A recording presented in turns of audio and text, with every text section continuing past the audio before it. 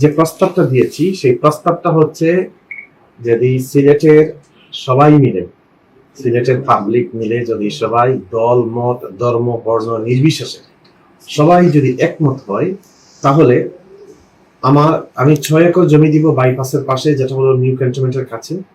সেই জমির দাম এবং 50 কোটি টাকা আমি ইনজেক্ট করবো, টোটাল মিলে প্রায় আপনার 80 কোটি টাকা, ধরেন ইন অ্যারাউন্ড রেশিও অনুযায়ী 100 কোটির কাছাকাছি আমি এটা ইনজেক্ট করব। একটা আধুনিক হাসপাতাল করব এবং বিদেশ থেকে ডাক্তার আনবো, তাদের বাসস্থানও করব, তাদের যত ধরনের ডাক্তারদের ফ্যাসিলিটি দেওয়া যায় সেগুলো করব, যাতে, কারণ আমাদের বর্তমানে দেখবেন হসপিটালের অবস্থা হচ্ছে যে সব ডাক্তাররা হচ্ছে ওসমানী হাসপাতালে, সেখান থেকে উনি আসবে 2টার সময় এখানে, আর রোগীরা এখানে বসে থাকে অসুস্থ অবস্থায়। এইগুলো আমি হতে দিব না।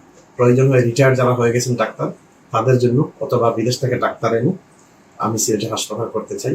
এবং এই হাসপাতালের একটা সেক্টর আমার ইচ্ছা যেন এটা হচ্ছে পুরা সিলেটের না সাধারণ মানুষের, যারা গরিব, তারা করতে পারতেছে না, চিকিৎসা খরচ বহন করতে পারতেছে না, তাদের জন্য অলমোস্ট ফ্রি চিকিৎসা। হয়তো একটা ডোনেশন বক্স থাকবে, যে যা পারলো 1 টাকা পারুক আর 1 লাখ টাকা পারুক দিয়ে গেল চিকিৎসা শেষে।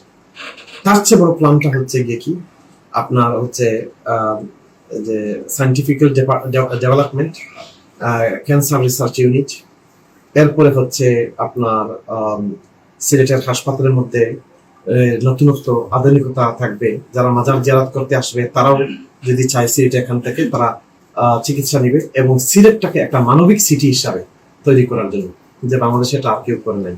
আমি যদি প্রায় 100 কোটি টাকার মতন আমি ইনজেক্ট করি, আমার তো এখান থেকেই তো প্রমাণিত যে আমার থেকে এখানে কোনো চাওয়া পাওয়া নাই। আমি তো এটা চেয়ারম্যান হব না, এটার এমডি হব না হসপিটালের, আমি কোনো দায়িত্বে থাকবো না, কোনো দায়িত্ব থাকবো না। এটা it will be run by একজন রিটায়ার্ড যে মেডিকেল যে মেজর জেনারেল অথবা যে ব্রিগেডিয়ার জেনারেল একজন ডাক্তার, এবং এর সাথে থাকবে আপনার অন্যান্য রিটায়ার্ড সচিবরা থাকবে, ভালো মানে সমাজের ভালো কিছু দায়িত্বশীল মানুষ থাকবে, যারা হসপিটালটা ভালোভাবে রান করতে পারে। এরকম একটা চিন্তা ভাবনা আমার আছে, যদি পুরো সিলেট একসাথে হয়। এবং মাজারের প্রতিটা টাকা, যেহেতু মাজারটা হচ্ছে পাবলিক প্রপার্টি, এটা কোনো ব্যক্তির না, মাজারের প্রতিটা টাকা এই হসপিটালের মধ্যে যাবে, তাহলে হসপিটালটা আর একটু ডেভেলপ হবে। 100 কোটি টাকা হসপিটাল হবে না, মনের মতো হসপিটাল করতে হলে অনেক টাকা লাগছে। আমরা প্রতিনিয়ত আস্তে আস্তে আমরা হসপিটালটা উন্নতি করতে পারবো মাজারের টাকা দিয়ে। কারণ আপাতত মাজারের টাকা চলে যাচ্ছে কিছু মাফিয়া চক্রের কাছে, তো সেই টাকাটা অ্যাটলিস্ট আমরা জনকল্যাণের জন্য কাজ করতে পারবো। এটা মনে হয় আরেকটি প্রশ্ন হচ্ছে কি, মেডিকেল যে বিভিন্ন আসলে সরকারি মেডিকেল ও প্রাইভেট ক্লিনিক গুলো অব্যবস্থাপনা এবং অনেক জায়গায় ভুল চিকিৎসায় অনেক রোগীরা অভিযোগ করছেন। বিশেষ করে কয়েকটি ক্লিনিক আছে সিলেটের মধ্যে পরিচিত চিহ্নিত, এরা প্রায় 2 দিন পর পর কিন্তু এরকম অভিযোগ। এই বিষয়ে আপনার কি বক্তব্য আছে? দেখুন, আমি আসলে বিষয়টা নিয়ে, যেহেতু আমি মেডিকেল এক্সপার্ট না, আর যে বিষয় নিয়ে আমি এক্সপার্ট না সেই বিষয় নিয়ে আমার কথা বলাটাও ঠিক না। তবে আমি এতটুকু বলবো, এগুলো হচ্ছে আমাদের প্রজ্ঞার অভাব, আমাদের সিস্টেমের অভাব, আমাদের প্রফেশনালিজমের অভাব। এগুলো হচ্ছে কমার্শিয়াল। আমি আবারও বলি, আমাদের যত হসপিটাল সিলেটে আছে সব 99% না, 99.9% না, 100 সবগুলো হলো ব্যবসা করছে।